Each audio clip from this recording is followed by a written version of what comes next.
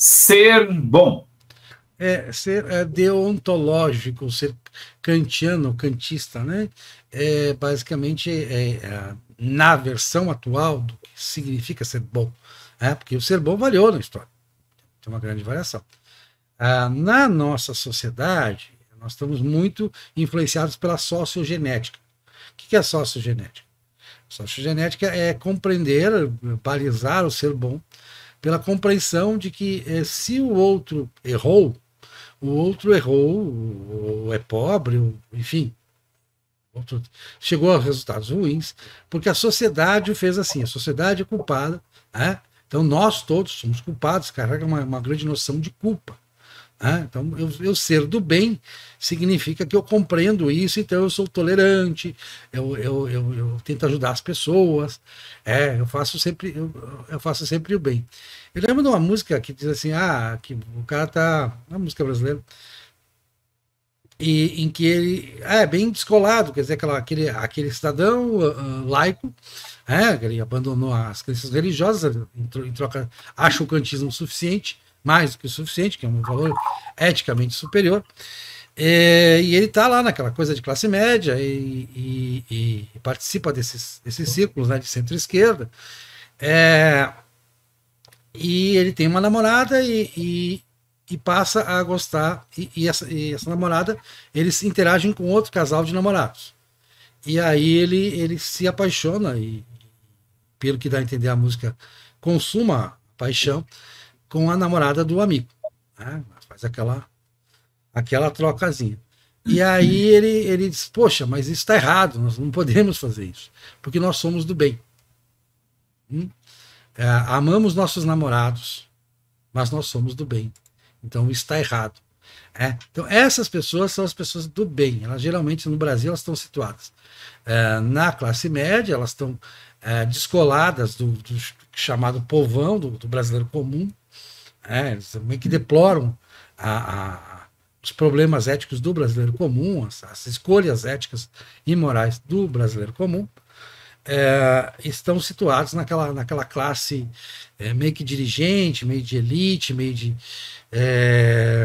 bem situada financeiramente, bem situada economicamente, que mora em bons bairros, foi criada nesse padrão deontológico, ocidental, moderno, politicamente correto, enfim. Todas essas situações que levam a pessoa a se dizer do bem, o ser bom. Eu sou bonzinho. Eu me lembro que tinha uma pessoa muito próxima a mim que dizia, mas eu sou boa.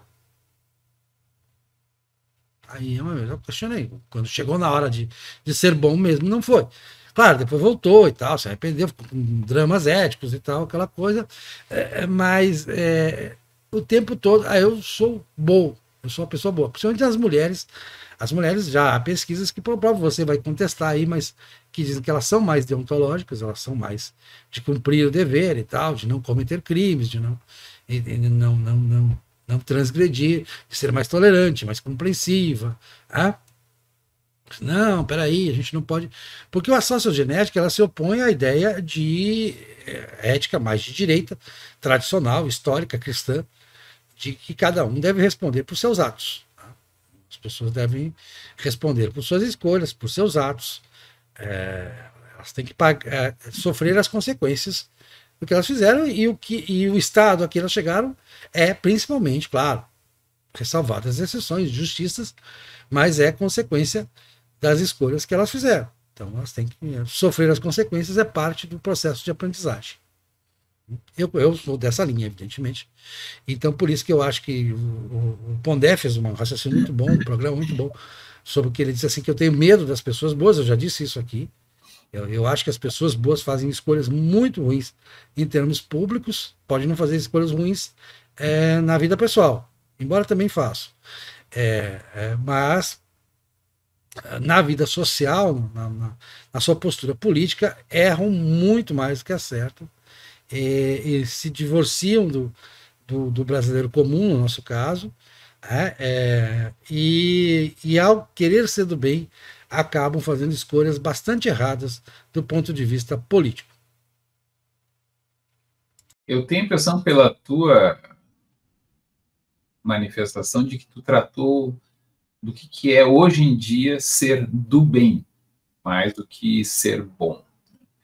Então, eu identifico no teu comentário uma coisa muito mais específica sobre qual foi a deturpação do sentido de ser bom, ou ser do bem, para ser mais exato, e eu gosto mais de uma avaliação mais abstrata para aí pegar esse caso como um caso concreto ou específico, um caso especial.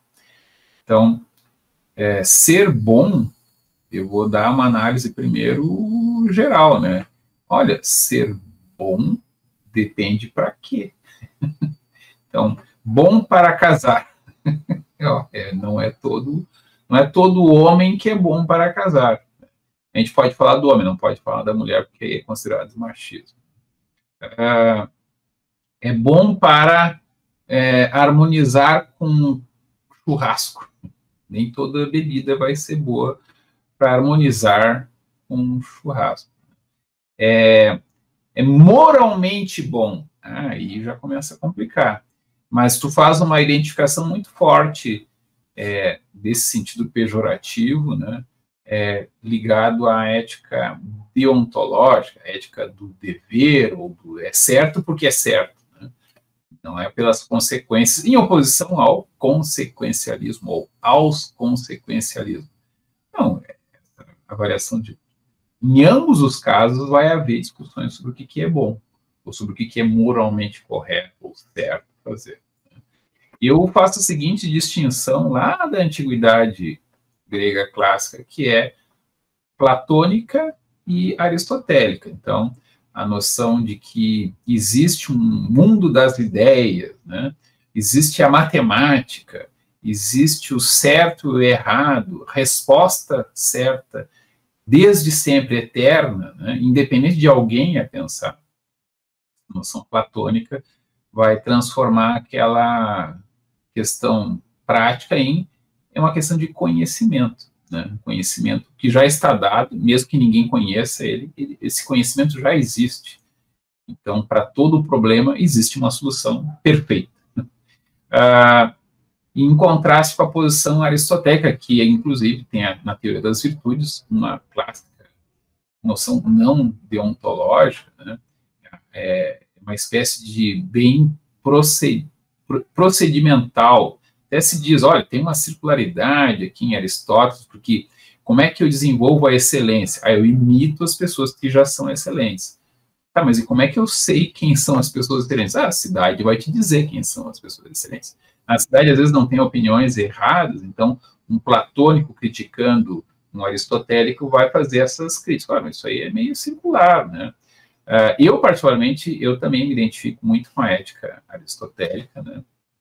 Hoje em dia é modinha criticar todo mundo porque defendeu a escravidão, né? Então tem esse problema com Aristóteles, ele não rechaça esse elemento que era muito da cultura da antiguidade, não é a escravidão colonial, né? Mas tudo virou igual, eram homens brancos, muito ligados a própria grupo étnico, né?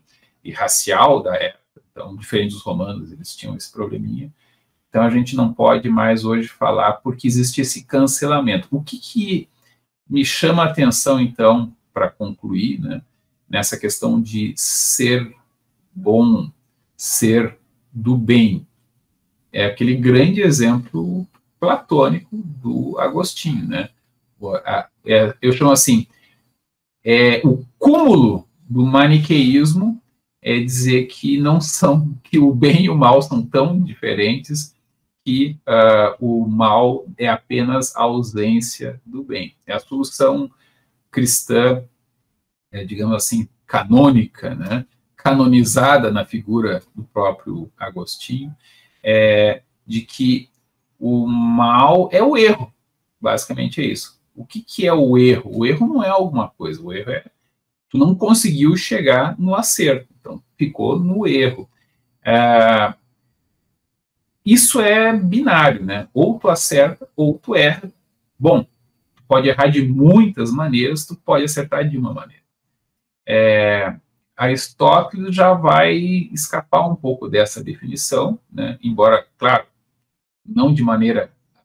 A alternativa que ele propõe nos dá maior flexibilidade de dizer, olha, há várias soluções, talvez os problemas nunca sejam exatamente os mesmos, mesmo os problemas morais nunca são exatamente os mesmos, concretamente sempre tem alguns detalhes, a gente tem que ignorar alguns para conseguir ver o que tem de estrutural naquilo e dar uma solução que a gente consiga explicar por que a gente tomou aquela decisão, mas, ao mesmo tempo, aplicar sempre a mesma solução para todos os casos vagamente parecidos vai ser uma péssima forma de resolver as coisas, né?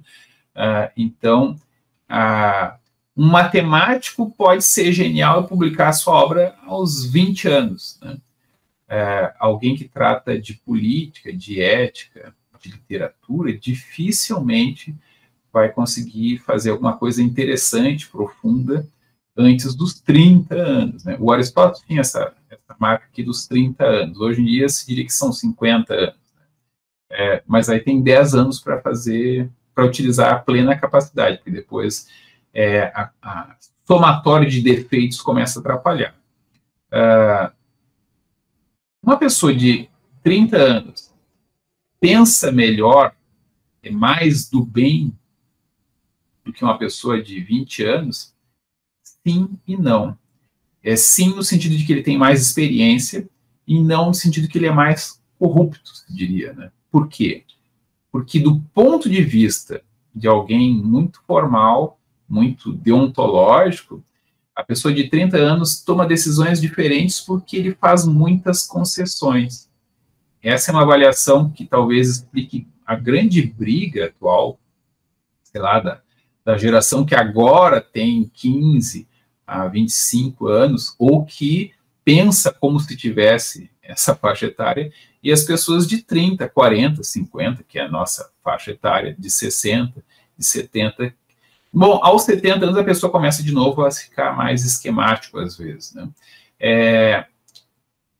Uma pessoa que leva em consideração a complexidade dos problemas, ela vai ser acusada de estar fazendo concessões, vai ser acusada de ser corrupta, e isso em parte é verdade,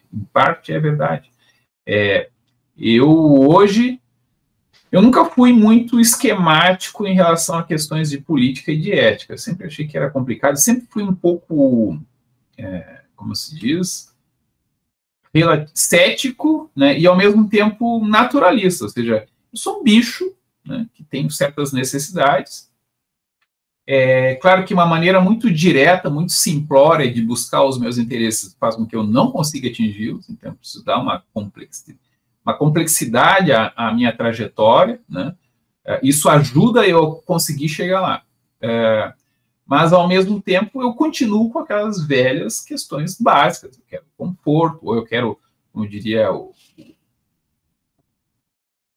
agora me esqueci o nome do sociólogo alemão, ele diz que o lazer não é descanso, é busca da estação adequada. Então, eu vou procurar uma música eu vou procurar sarna para me coçar, eu vou procurar uma série de coisas, e isso não é racional. Essa é a grande briga lá do deontologismo do Kant, que diz, eu tenho que usar a razão para fazer o que a boa vontade pura diz que eu tenho que fazer, e a crítica cronologicamente anterior de Hume diz, não, quando tu pensa que está fazendo isso, tu pensa que está usando a razão para tomar uma decisão moral, está opondo a razão contra uma paixão, né?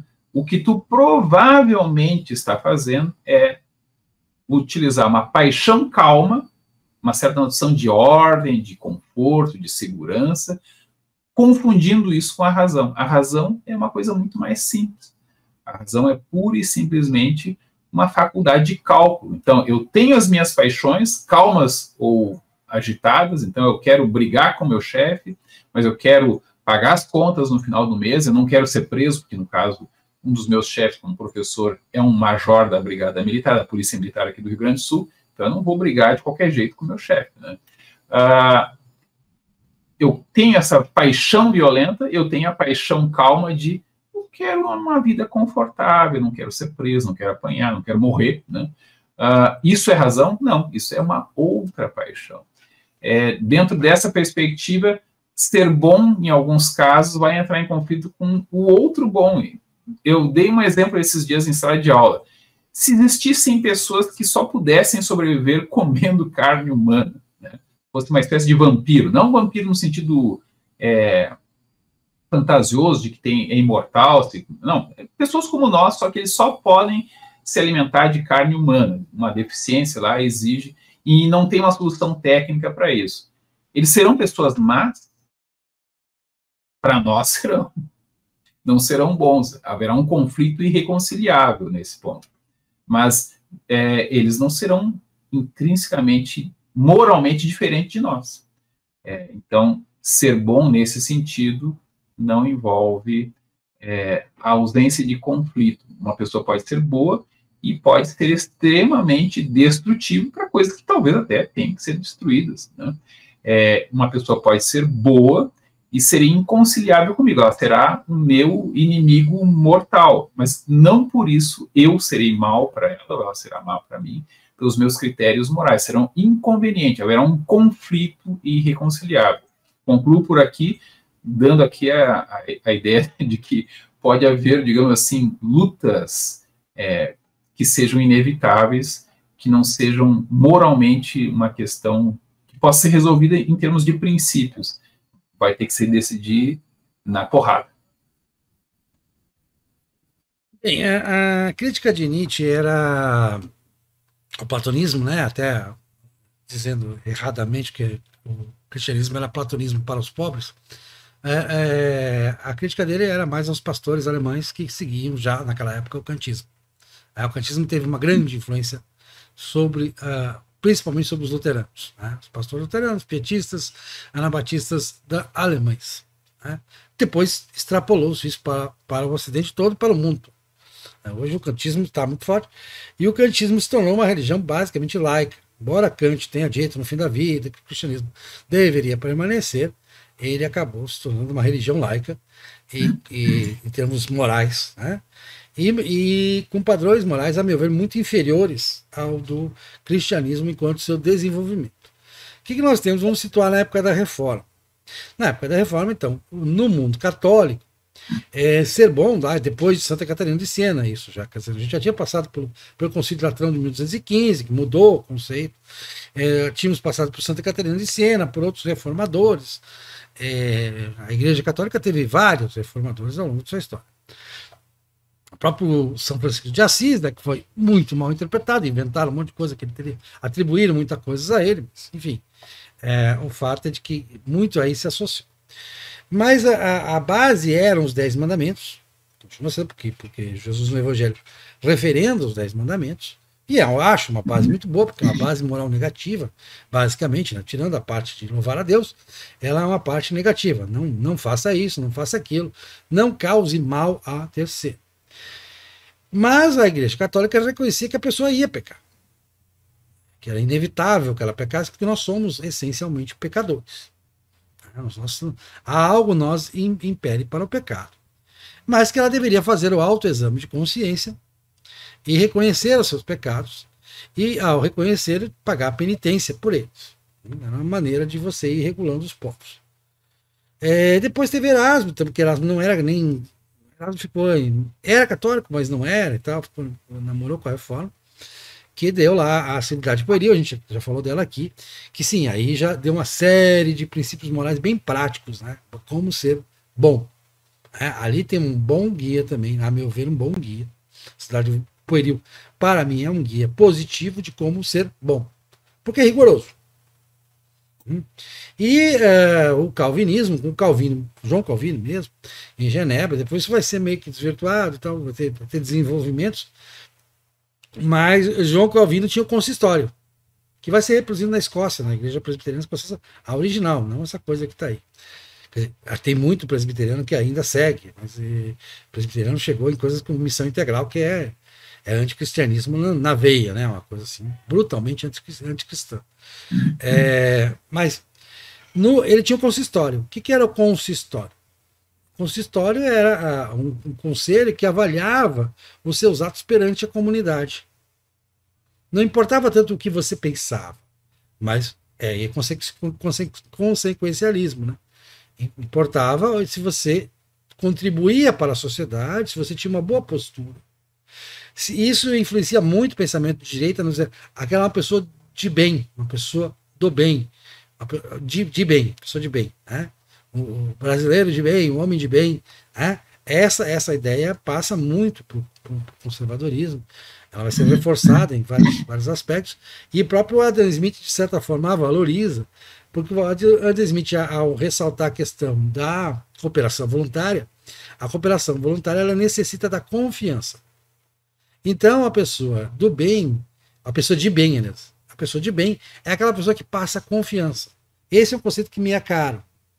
Então, ser bom, no meu sentido, agora tirando aquela questão dos que se dizem bonzinhos, eu jamais vou me dizer bonzinho, eu jamais vou dizer, eu sou bom, eu não erro, eu não penso mal, eu não faço mal. Não, isso é anticristão, isso é idealismo, platonismo, a ideia do ideal, que Nietzsche tanto critica. Eu comporto por um ideal, me guio por um ideal, então eu deixo a minha natureza humana, como você falou, de ser bicho, para ser, eu sou um ideal, eu sou a realização do bem. Aí a máxima kantiana, né? Age de tal forma que se todos fizerem da mesma forma, o resultado será bom. É imperativo categórico. E aí essas pessoas achando que elas são o próprio imperativo categórico, reencarnação do imperativo categórico, fazem escolhas muito ruins. Elas não admitir que você pode pecar é uma coisa muito ruim, porque o calvinismo manteve a ideia de que nós somos pecadores. O próprio arminianismo mantém essa ideia. O arminianismo é muito forte hoje aqui no Brasil, na forma do neopentecostalismo, do pentecostalismo, que é de maioria arminiana. A gente já discutiu aqui a questão do molinismo, de Luiz de Molina, que está ligado ao arminianismo, exerceu influência sobre o arminianismo. Luiz de Molina é católico. Mas, enfim, no cristianismo a responsabilidade pessoal e a tendência a pecar é muito forte. E nesse kantismo moderno, não.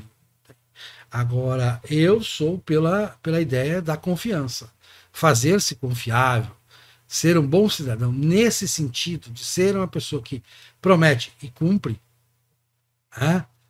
ou que só promete o que pode cumprir e efetivamente cumpre, que é leal com o outro, lealdade não no sentido de lealdade de crime organizado, não é isso.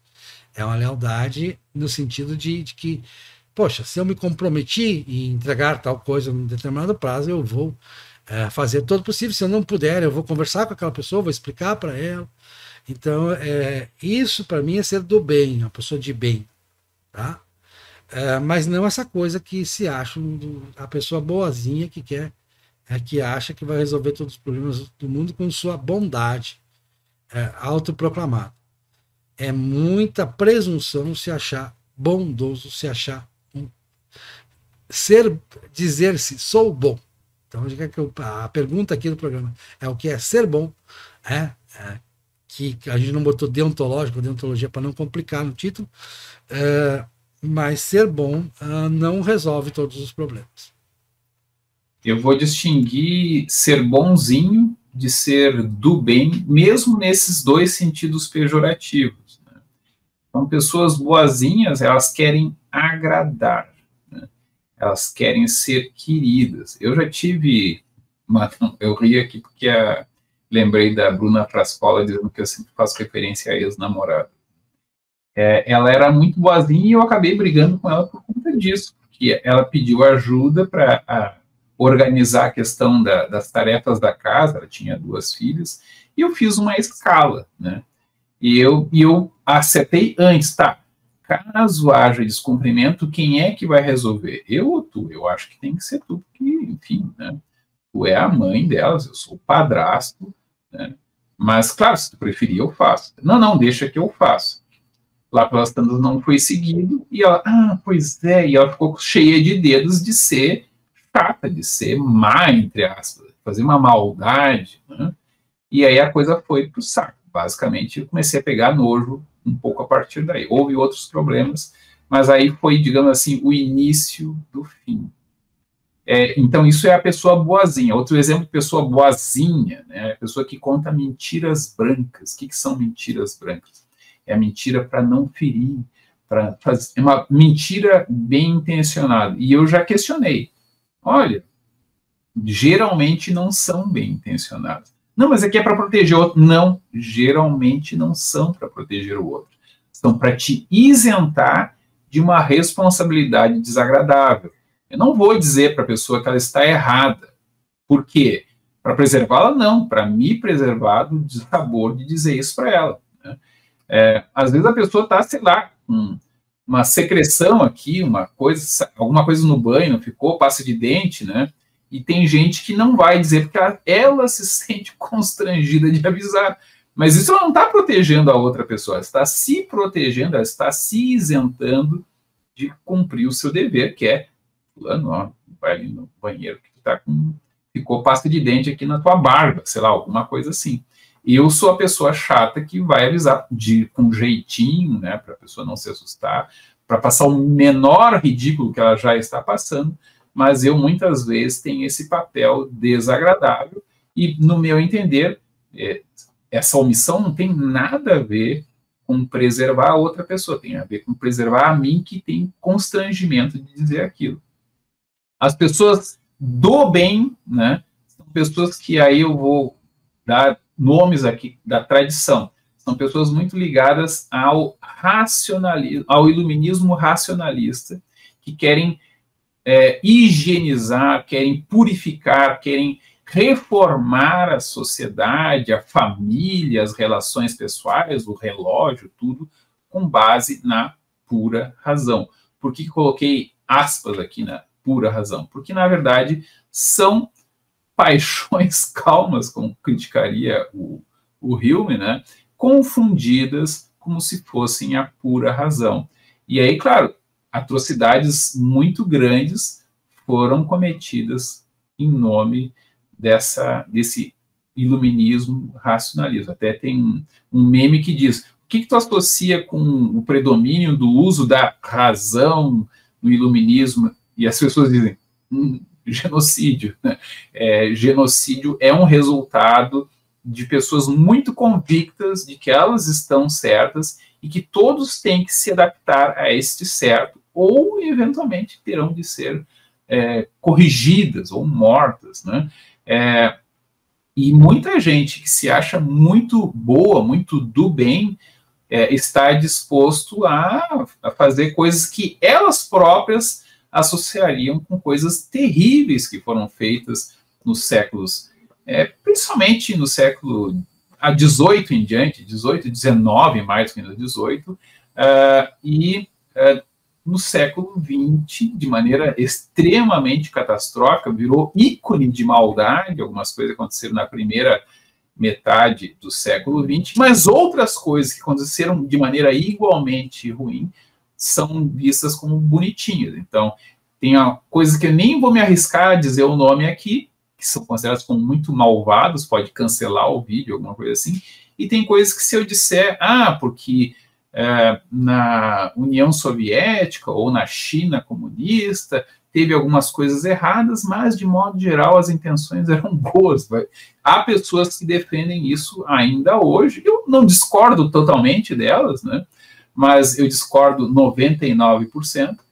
Essas pessoas não precisam nem procurar no passado, elas são fãs do regime cubano atual. E são fãs de algumas coisas que eu também não vou dar um nome que elas usam, siga tal coisa, né? Elas usam palavras como razão, né? Usam palavras como essa palavra que eu não vou me arriscar a dizer o nome, e elas se identificam com isso, elas são donas da verdade, e aí como elas têm essa convicção absoluta de que elas estão certas, elas estão dispostas, inclusive, a praticar aquilo que elas diriam que elas combatem com todas as forças. Mas elas são as novas propagadoras de um certo tipo de destruição, inclusive de grupos inteiros de pessoas, né? naquela linha, tal tipo de pessoa nem é gente. Quem dizia isso no início do século XX era um tipo de pessoa. Hoje em dia são pessoas que se acham muito do lado do bem, da verdade, e da uma instituição que está corrompida, que não vou dizer o nome agora.